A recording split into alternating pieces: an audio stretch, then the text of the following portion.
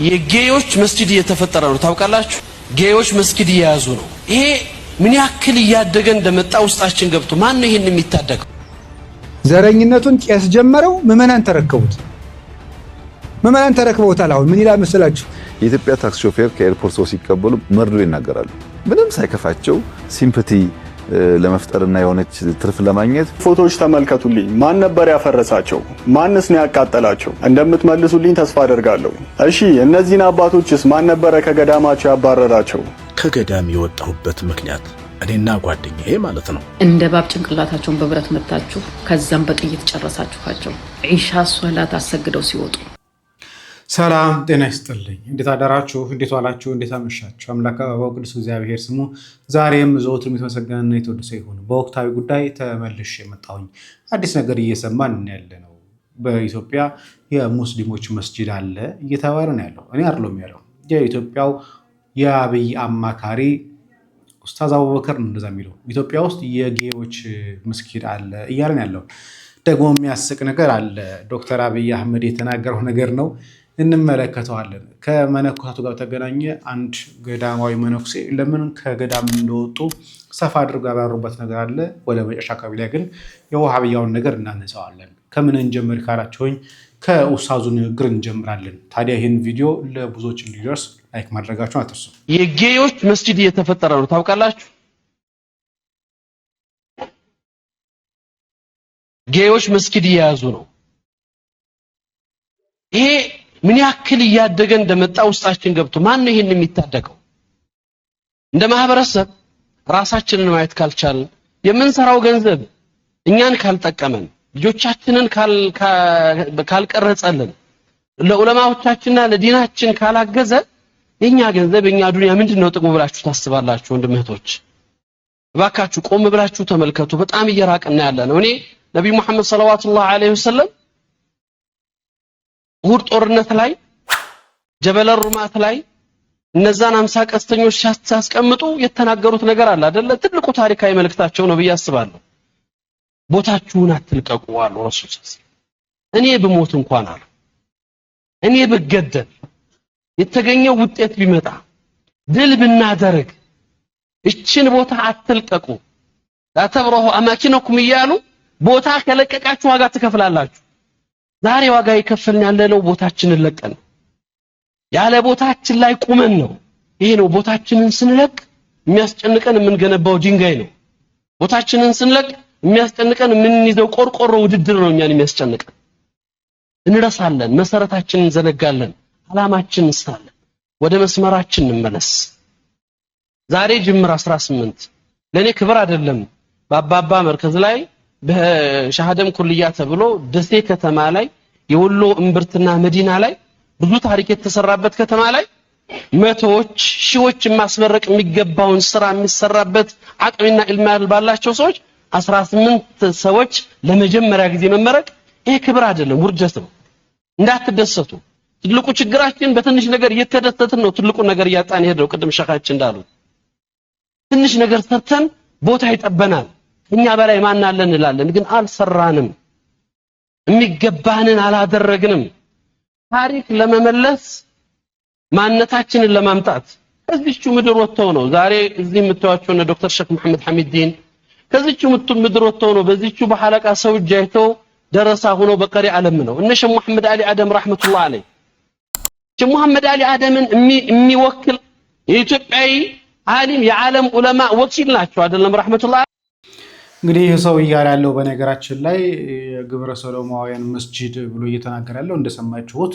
ያስመረቀ ባለበት ሰዓት ላይ ነው ግልጽ አድርጎ አልተናገረም የት ነው የግብረ ሰዶማውያን መስጊድ ያለው የሚለው ነገር አልተናገረም ግን አንዳንድ መረጃ ምንጮች እንደሚያመለክቱት ግን የአህባሾች የሚመሩት መስጊድ እንዲህ ብሎ ነው ኡስታዞች የሚናገሩት በጣም ካላቸው ጥላቻ የተነሳ ቀደምት ሙስሊሞች በኢትዮጵያ ያሉ ሙስሊሞች ጥምጣም ጠምጥመው እየመሩ መስጊዶችን እየመሩ ያሉ መስጊዶችን የግብረ ሰዶማውያን መስጊድ ብለው ይጠራቸዋል የሚል ነገር ሰምቻለሁኝ ለማንኛውም ግን የእናንተን ሐሳብ በኮሜንት ላይ አሳውቁኝ እንቀጥል የኢትዮጵያ ታክሲ ሾፌር ከኤርፖርት ሰው ሲቀበሉ መርዶ ይናገራሉ ምንም ሳይከፋቸው ሲምፓቲ ለመፍጠርና የሆነች ትርፍ ለማግኘት ብዙ ነገር ስራ የለም እኮ ተቸገርን እኮ እንደዚህ ሆነና ይላሉ ሰውየውን ያስፈራሩት ያስደነገጡት ሆቴል ሲደርስ ከሩሙ እንዳይወጣ ነው የሚያደርጉት ቱሪዝም እንደዚህ አይሰራም።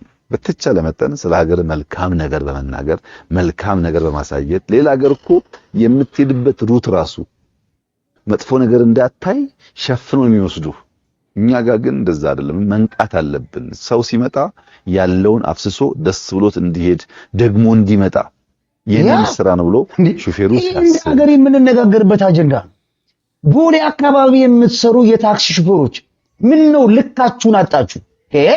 እቺን የመሰለች ወርቃማ ሀገር ወርቅ የሆነ መንግስት የሚያስተዳድርባት ሀገር ከተማዋ በኮሪደር ልማት ጫፍ የደረሰ የአፍሪካ ፈርጥ የሆነች ሀገር ከተማዋ ውብ ድንቅ የሆነች አረንጓዴ የለበሰች ከተማ ድሆች የሚከበሩባት መሰረተ ልማቷ ጫፍ የደረሰ ሀገርን ሰው ከአሜሪካ ከአውሮፓ ከተለያየ ሀገር ሲመጣ እናንተ ታክሲ ውስጥ የገባውን ሰው ቸገረኝ፣ ራበኝ፣ ተፈናቀልኩኝ፣ ከአዲስ አበባ ወጣሁኝ፣ ኮየፈጭ ገባሁኝ፣ መንግስት እንዲለው እያላችሁ የአገር ገጽታ የምታበላሹ የታክሲ ሹፌሮች ንቁ እንጂ መንቃት አለባችሁ። እንዴት ነው በዚህ ደረጃ ሰው ኢትዮጵያን ብሎ ሲመጣ እናንተ ክፉን የምትናገሩት? ረሃብ አለ ትላላችሁ፣ ጦርነት አለ ትላላችሁ። አገሪቷ ላይ ረሃብ አለ? የለም። አገሪቷ ላይ መፈናቀል አለ? የለም። አገሪቷ ላይ እናንተ ቸግሯችኋል? አልቸገራችሁ። ለታርጋ 56,000 ብር ከፍላችሁ አልከፈላችሁ። እናንተ በትራፊክ ተሰቃያላችሁ? አትሰቃዩ። እናንተ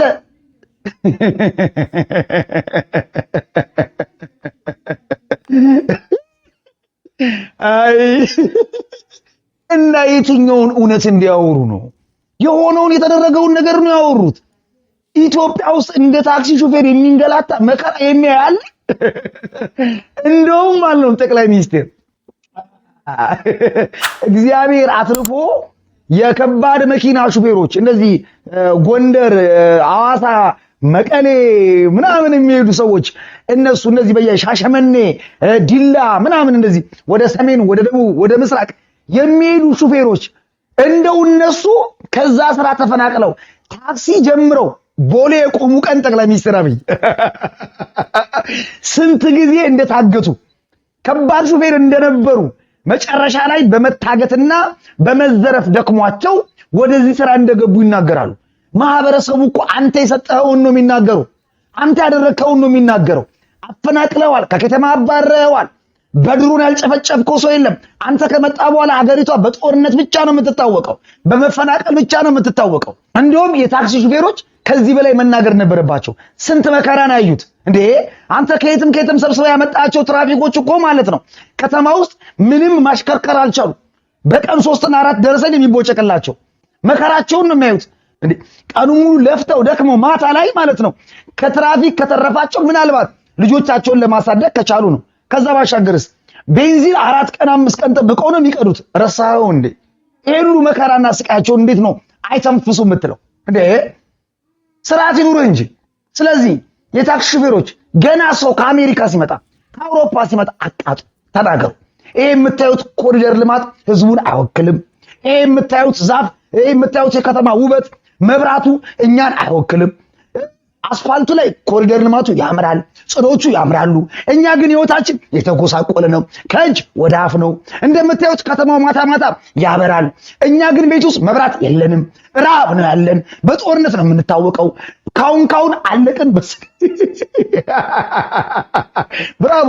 ቦሌ የምትቆሙ የታክሲ ሹፌሮች አንደኞች ናችሁ።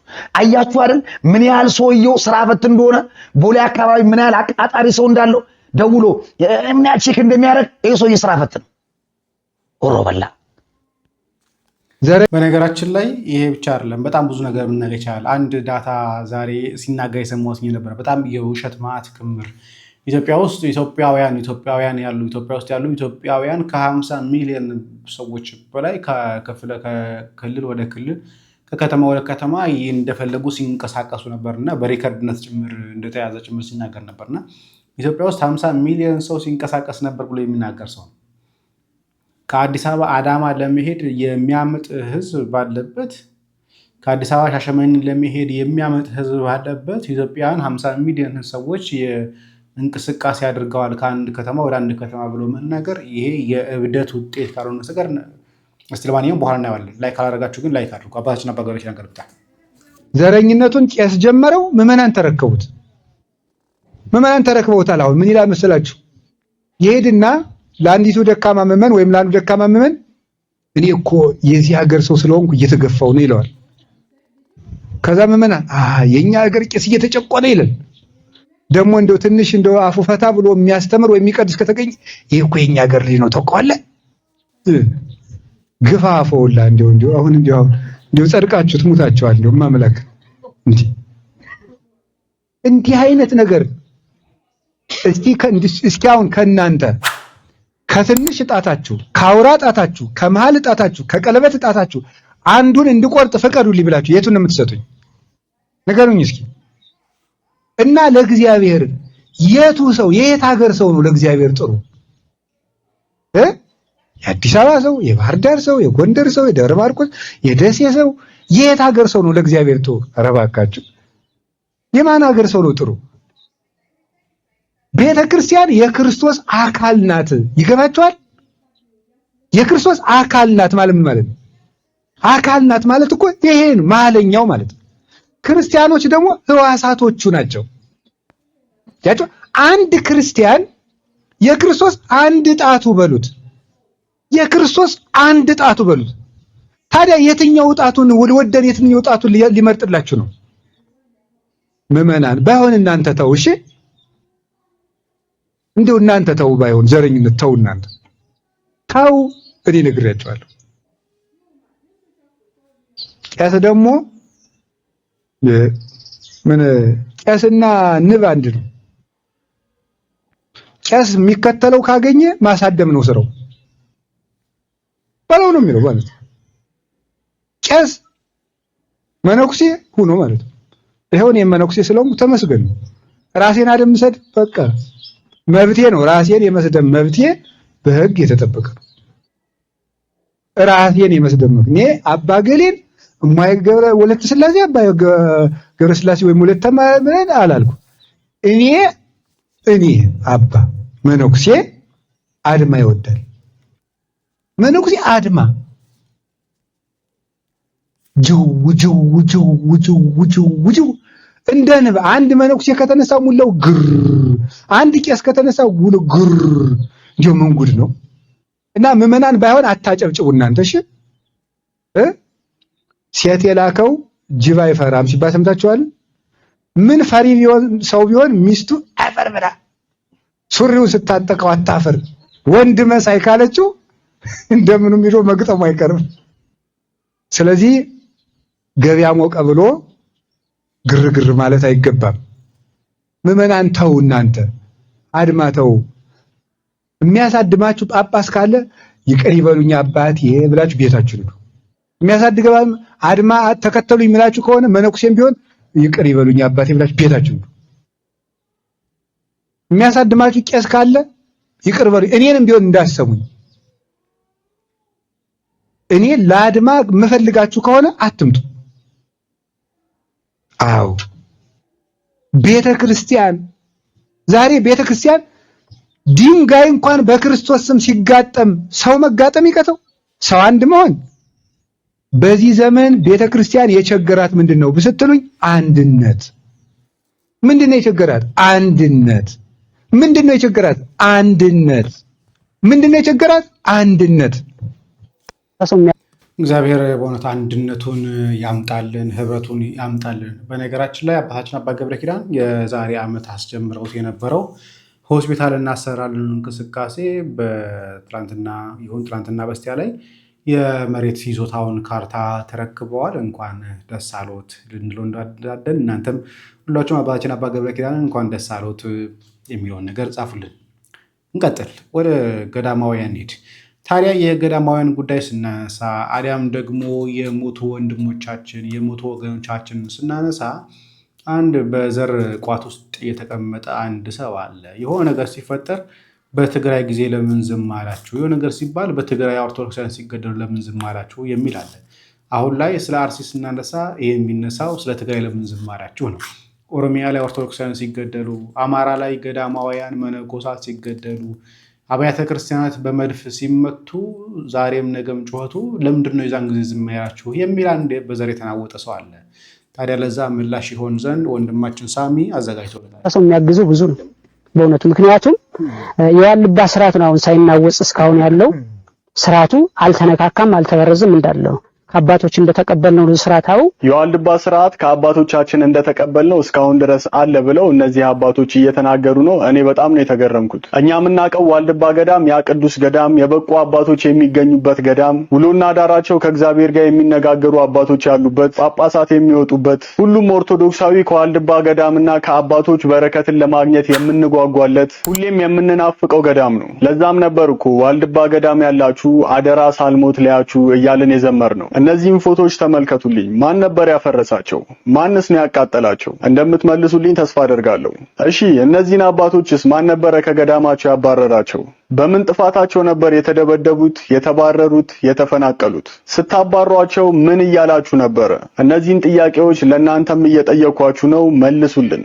ዋልድባ ገዳም የምንሳሳለት ገዳማችን ነው። በዋልድባ ገዳም ምንም አይነት ድርድር አናውቅም። አለን የምንለው ገዳማችን ነው። ልክ እንደ አይን ብሌናችን የምንሳሳለት ቅዱስ ገዳማችን ነው። እነዚህን ቪዲዮዎች መስራት ከጀመርኩበት ጊዜ አንስቶ በአንድም በሌላም መልኩ እጃችሁ ያለበት ሰዎች እየመጣችሁ እረፍ እያላችሁኝ ነው። ለምንድን ነው ስለነዚህ አባቶች እንዲነሳ የማትፈልጉት? እኔ ምንም አይነት ተልእኮ የለኝም። የአባቶቼ መሳደድ፣ መገፋትና መገደል ግን ያሳስበኛል። የዋልድባ ቅዱስ ገዳም ክብር ያሳስበኛል። ስለዚህ ዝም አልልም። ገና መናገር ጀመርኩኝ እንጂ አልጨረስኩም። ብዙ የማሳውቃችሁ ነገር አለኝ። እንግዲህ የዋልድባን ሚስጥር እስከዛሬ ድረስ ታፍኖ ተይዞ የነበረው ሚስጥር ላወጣ ነው። እንግዲህ ይህ ልጅ የሚለውን በደንብ ሰምታችሁታል። የዋልድባን ሕግና ስርዓት የጣሳችሁት እናንተ ናችሁ እያለ አባቶች ላይ አፉን እየከፈተ የማይገባ ንግግር እየተናገረ ነው። በዋልድባ ገዳም ስርዓትን ያጠፋው ስርዓትን ያበላሸው ማን ነው? በዋልድባ ስንት ገዳማት አሉ የሚለው በመጀመሪያ ልዘርዝርላችሁ። አንደኛው ዋልድባ አብረንታንት ይባላል። ሁለተኛው ዳልሻ ይባላል። ሶስተኛው ደግሞ ሰቋር ይባላል። በአንድነት የነበሩ ገዳሞች ናቸው። ሚስጥር አሁን እነግራችኋለሁ። በዋልድባ አብረንታንት ሁለት ቤት አለ። ቤተ ሚናስና ቤተ ጣማ የሚባል። ቤተ ጣማዎች እንደዚህ እያሉ የሚያምኑ ናቸው። የሥላሴን ሶስትነትና አንድነት የሚክዱ እመቤታችን ቅድስት ድንግል ማርያምን ሰማያዊት እያደረጉ ምድራዊት አይደለችም ብለው የሚያምኑ እስከዛሬ ድረስ በመንፍቅናቸው ብዙዎችን ያሳቱ እንዲሁም ራሳቸው ስተው ሌሎችን ያሳቱ ናቸው። በሃይማኖት እንኳን ከኛ የሚያመስሉን የሥላሴን አንድነትና ሶስትነት ሳያምኑ 9 አማልክት የሚሉ ናቸው። እነዚህ ነው እንግዲህ ይህ ልጅ እየደገፈ እየተቆረቆረ እየደገፈ ያለ የሆነውን ሚስጥረ ሥላሴ የካዱ ናቸው። እና ይህንን ሚስጥር ለመሸፈንና ለመደባበስ በአሁን ምን ብለው መተዋል? እኛ እየተገፋን እየተሰደድን ከቦታው ተባረናል ይላሉ። ይህ አይደለም ዋናው ዓላማቸውና ከጥንት ጀምሮ በኃይለ ሥላሴ ዘመን እንደምታዩት የተወገዙ፣ በሚኒሊክ ዘመን የተወገዙ እንዲሁም ደግሞ አሁን በ2005 የተወገዙበት ይህ ማስረጃ አለ። ከአስተምሯቸው ስተት እንደሆነ ይህ የሥላሴ ሚስጥርን የሥላሴ አንድነትና ሶስትነት አስተምሯቸው ልክ እንዳልሆነ በሲኖዶስ የተወገዙበት ማስረጃ አለ። ያን ብቻ አይደለም፣ አሁን 2018 ድጋሚ ተወግዘዋል። ይህንን ለመሸፋፈን ነውና ወደዚህ ወደ ሚዲያ የመጡት። ስለዚህ ሁላችሁም ኦርቶዶክሳውያን ባለማህተቦች ለይታችሁ ፍርድ ስጡ። ይህንን እንድታውቁት ይገባል። የሥላሴን አንድነትና ሶስትነት የካዱ የሥላሴን ሚስጥር ያዛቡ ቅናን የሚያስተምሩ መናፍቃን ናቸውና ስለዚህ በዋልድባ ተቀምጠው እስከዛሬ ድረስ ሲበክሉ ሲመርዙ የነበሩ ናቸው። ይህን ሚስጥር እወቁት፣ ተረዱት። ገና ብዙ ሚስጥር ያልተነገረ ያልተወራ በፋይል የተቀመጠ ብዙ ግፍና መከራ አለ። እሱን ደግሞ እንቀጥልበታለን። ወደፊት ማየታችን አይቀርም። ይህን ቪዲዮ ሼር፣ ኮፒ ሊንክ ማድረግ እንዳይረሳ። በነገሮች ላይ የዋልድባ ነገር ከተነሳ ከድሮም ጀምሮ የሚታወቅ ነገር አለ። በምንፍቅና የሚታወቁበትም ሀሳብ ጭምር አለ። በተለይ 9 መለኮት እያሉ የሚናገሩ በዋልድባ ገዳም እንዳሉ ሲነገር ነበር ነው። እንግዲህ ይህ ሰው እየደገፈ ያለው እነኚህ መናፍቃንን ነው። ያስገርማል። ሌላኛው አንድ መነኩሴ ናቸው። ከገዳም ለምን ወጣሁኝ የሚለውን ነገር ምክንያት አድርገው የሚያቀርቡትን ነገር ላሰማችሁ። የተወደዳችሁ የእግዚአብሔር ቤተሰቦች በደንብ እንድትሰሙኝ እፈልጋለሁ። አንድ ነገር ልንገራችሁ፣ እውነቱን ማለት ነው። ትክክለኛውን መንገድ ልንገራችሁ። ለምሳሌ እኔ ከገዳም የወጣሁበት ምክንያት እኔና ጓደኛዬ ማለት ነው አንድ ትልቅ ምክንያት አለን። ልንገራችሁ። የተለያዩ መነኮሳት የራሳቸው የሆነ ምክንያት ይኖራቸዋል። እኛ በለሳ ሐሙሲት ከየኔታ መዝገቡ አይነ ስውር ናቸው። የቅዳሴ መምህር ናቸው። ቅዳሴ እየተማርን እያለን በእግዚአብሔር ፈቃድ ተከዜን ተሻግረን በአምደ ወርቅ አድርገን ሰቆጣ ገብተን ከሰቆጣ ደብረ ሐመልማል ባህር ኪዳነ ምህረት ከምትባለው ገዳም ለምናኔ ሄድን ገባን። ገዳማውያኑ መናንያኑ በክብር ተቀበሉን፣ ከአበምኔቱ ጭምር በደስታ ማለት ነው። እኔ የገጠር ልጅ ነኝ። ማረስ እችላለሁ፣ መቆፈር እችላለሁ፣ ቀድሳለሁ፣ ሰዓታትን ቆማለን፣ ኪዳን እናደርሳለን። ሁለገብ ሰራተኛ ሆነን ገባን፣ እኔና ጓደኛዬ። ሌሎቹ ከከተማ ሄዱ ናቸው፣ ብዙዎቹ ማለት ነው። በትምህርት ወድቀው አልሳካላቸው ያሉ ወንዶችም ሴቶችም አሉ። መናኞች ናቸው። ግማሾቹ መንኩሰዋን፣ ግማሾቹ አልመነኮሱም። በአመክሮ ውስጥ ነው ያሉት። አሁን ትልቁ ነገር እግራችን ሳይሆን መመነን ያለበት ልባችን መመነን መቻል አለበት። ልባችን ወደ ገዳም መሄድ መቻል አለበት። የብዙዎቹ ወንድሞችና እህቶቼ በእግራቸው ሄዱ እንጂ በልባቸው አልሄዱም ነበረ። ትልቁ አደጋው እዚህ ላይ ነው። እዚህ ላይ ነበር ችግሩ። እኛ ገዳም ገባን። ከአንድ ዓመት አመክሮ በኋላ በ1987 ሰኔ 10 ወንድሞቼና እህቶቼ መነኮሳትና ወንድሞቼ መነኮሳት እህቶቼ መነኮሳት በዙሪያዬ ቆመው በስነ ስርዓቱ ተገንሼ እኔ ሰኔ 10 ቀን 1987 መነኮስኩ። በገዳሙ በዚህ ሁኔታ በተፈለገው የሥራ ዘርፍ እያገለገልኩ ቆየሁ። በመጨረሻ ግን ከገዳም እንዴት ልትወጣ ቻልክ ብላችሁ ብትጠይቁኝ እኔ ከገዳም መውጣት አልፈልግም ነበር። ወንድሞቼ ጓደኞች አሉ፣ አሁን ትታዘቡኛላችሁ። እና አባ ፍስሐ እና አባ ወልደ ማርያም አላችሁ ማውቃችሁ ማለት ነው። እና አንድ አበምኔት መጣና ሴቶች ወደ ገዳሙ መኖሪያ ግቢ መግባት ይችላሉ። ባህር ኪዳነ ምህረት የሴቶች መኖሪያ ለብቻ ነው፣ የወንዶች መኖሪያ ለብቻ ነው። ቤተክርስቲያናችን አንድ ነው፣ መኖሪያችን ግን የተለያየ ነው። በስራ እንገናኛለን፣ ባኗኗርና ባዋዋል ግን እንለያያለን። በነገራችን ላይ ይሄ ነገር አሁን ላይ ሲካሄድ የነበረው በተለይ ከእግረኛው ሚዲያ ሄዶ ሲጠይቃቸው የነበረው አንዱ ምክንያት የሴቶች ገዳም የለም ነው። እዚህ ላይ ግን የሴቶችም የወንዶችም ገዳም አለ፣ ግን በአንድነት የማይኖሩ የአንድነት ገዳም ያልሆነ ተለያይተው የሚኖሩበት እንደሆነ ደበበ ነው። እና ለምን አይገቡም ብሎ እንግዲህ ውስጡ ምን እንደሆነ አናቅም፣ ምን አይነት ተልእኮ እንዳለው አናቅም። በአሁኑ ሰዓት በአሁኑ አይምሮዬ ቢሆን ኖሮ ይህን ሰው በሚገባ እናጠነውና እንመረምረው ነበረ። እና መግባት አለባቸው ብሎ ሴቶችን ወደ ወንዶች ገዳም አስገባ። በዚህን ጊዜ ተቃውሞ አነሳን።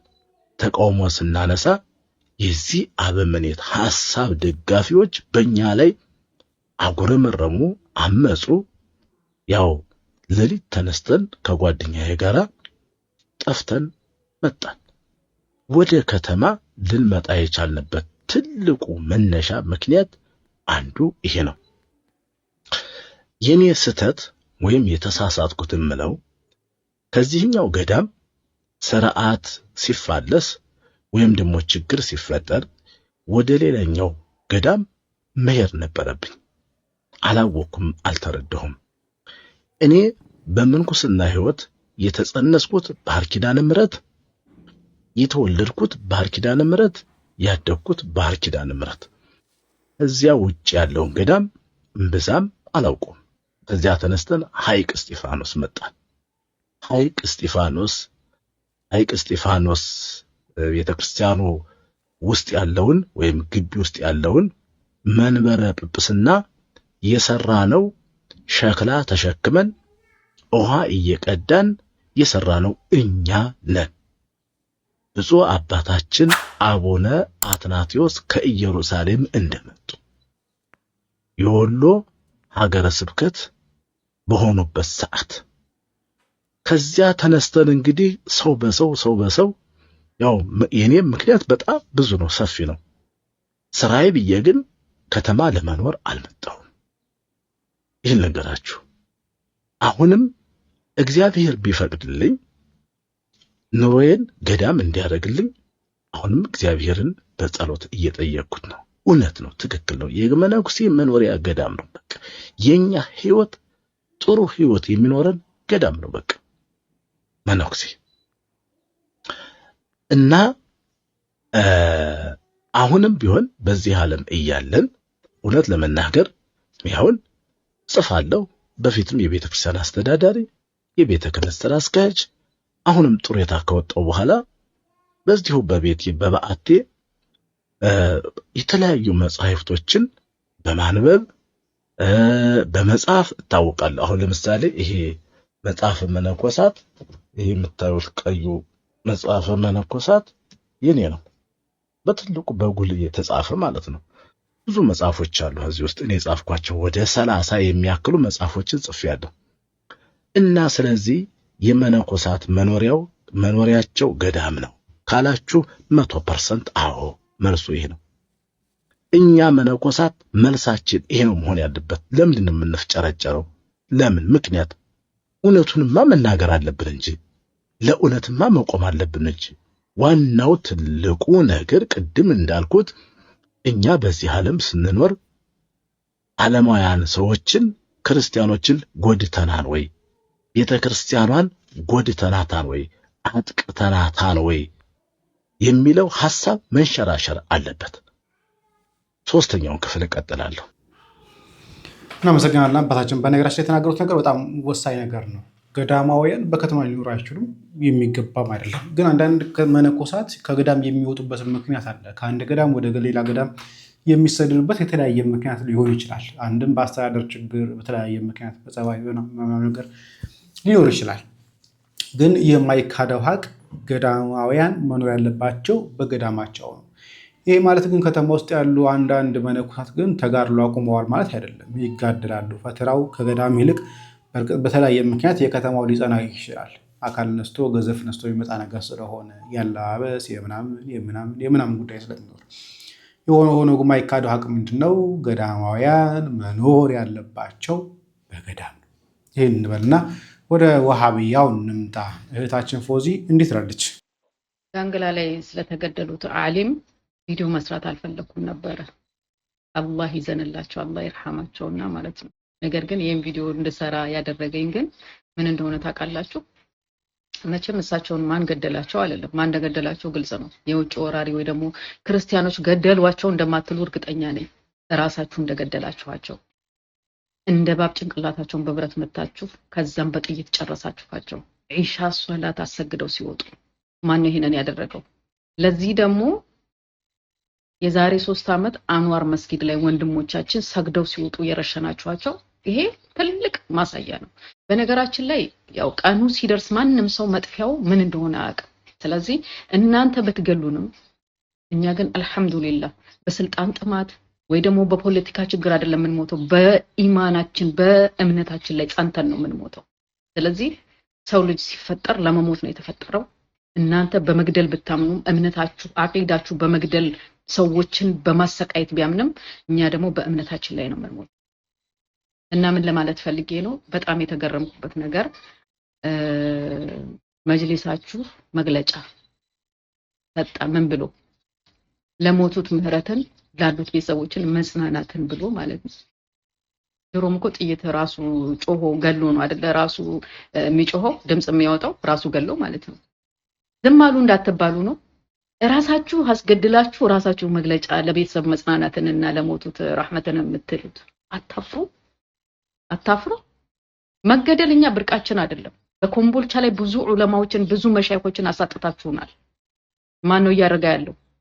ራሳችሁ ስልጣናችሁን በመጠቀም ጊዜው የኛ ነው በማለት ትልልቅ መሻይኾችን ዑለሞችን እየገደላችሁብን ነው፣ እያሳጣችሁን። እኛም ደግሞ ብንሞትም በእምነታችን ላይ እንጂ በፖለቲካ ወይ ደግሞ በዘር ጉዳይ አንሞትም። አልহামዱሊላህ ረብል ዓለሚን። የሰው ልጅ ሲፈጠር ለመሞት ነው ሲጀመር፣ በምን እንደምንሞት አይታወቅም እንጂ። ነገር ግን ዝም አሉ እንዳትባሉ ወጣችሁ መጽናናትን ተመኛችሁ አሉ ሲሉኝ አጂብ አልኩኝ። በነገራችን ላይ የወሃቢያ እጅ በጣም እንደሚረዝም ትልቅ ማሳያ አንዱ ይሄ ነው። ቀላሎች አይደሉም፣ እንደምታስቧቸው አይደለም። የራሳቸውን ሼህ ገድለው ክርስቲያኖች እንደገደለው ለመምሰል ቀድሞ የሚጮሁት እነሱ ናቸው። ከፍለውም ሊያስገድሉ ይችላሉ፣ አሊያም ራሳቸውም ሊገድሉ ይችላሉ። ችግር የለባቸውም፣ መግደያ መንገዳቸው። ግን የጠመጠመ ሼህ ዓሊም ከሞተ ግን አንደኛው ተጠርጣሪ ወሃቢያ ነው። ለምሳሌ አንድ ወንድ ልጅ ዛሬ አግብቶ ድንግልናዋን ወስዶ በማግስቱ ሊፈታ መብት አለው። የሚከለክለው ሐራም የሚያደርግበት ምንም ቁርአንም የለም ሐዲስም የለም። በማግስቱ እንደዛ ቢያደርግ አሁንም ይችላል። አንድ ሺህ ሴት አግብቶ ድንግልናቸውን ወስዶ ቢተዋቸው ቢፈታቸው ይሄ ድርጊት ሐራም ነው እንዲህ አይነት ቅጣት አለብህ ብሎ የሚያስፈራራው ምንም ነገር የለም። ቁርአን ሁላችንም እናውቀዋለን፣ ክልከላ የለውም፣ ያው ሐዲሱም የለውም። ባይሆን ንግግር ስሙ የትኛይቱም ሴት ባሏን ምንም ችግር ሳይኖርበት ፍቺ ከጠየቀችው የጀነት ሽታ በሷ ላይ ሐራም ይሆናል። በጭራሽ ጀነት ድርሽ አትልም። አይ ጀነትማ ትገባለች፣ ምን አፍንጫዋ አፍና ነው የምትገባ፣ የጀነት ሽታ አታገኝም ከተባለ አንድ ሰው ለዘላለም ነው የማይገባ። ይሄን ንግግር ባሏን እቺ ስለጠየቀችው ብቻ ያለ ምንም ችግር ስለዚህ ችግር የሌለበት ወንድ አለ። እንግዲህ እውነታው ይሄ ነው። እነኚህ ሰዎች ተመልሶ ይመጡና ይመቻል እኮ ቁርአን እኮ ወይ ደግሞ እስልምና እኮ ለሴቶች የተመቸ ሃይማኖት ነው አይጨቆንም ተመልሶ የሚላቸው እንደዚህ ሰዎች ናቸው። ወንዱ እንደፈለገ መፍታት ይችላል። ኢቭን ተሳስቶ እንኳን ፈታዎች ቢላት በተለያየ ጊዜ ቢላት እንኳን መፍታት የተፈቀደለት ነው። ተመልሳ ማግባት አትችልም። ከሌላ ሰው ጋር አግብታ ከሱ ጋር ተኝታ ተመልሳ ፈቷት ነው ከዚህኛው ጋር መጋባት እንችላለን። እነኚህ ሰዎች ናቸው እንግዲህ እስልምና የነፃነት ሃይማኖት ነው ለሴቶች የሚመች ሃይማኖት ነው ብሎ የሚሰብኳቸው እነኚህ ናቸው። ይህ በራነጋችን ላይ አሁን ያቀረብኩላችሁ ልጅ ቁርአኒ የሚባል ነው። ከቁርአን ውጭ ሌሎች መጽሐፍቶችን የማይቀበል ሰው ነው። የሆነው ሆኖ ግን አጠቃላይ እስልምና ኦቨርኦል ስንመለከተው ግን እንዲህ አይነት አስተምሮ ያለው እንደፈለገ ለወንዶች የሚመች እምነት ማለት ነው። ለማንኛውም ዚህ አላውቃ መረጃ ካለ መመለስ ይሆናል። ሰላም እግዚአብሔር ከእናንተ ጋር ይሁን። ቸር ቆዩ።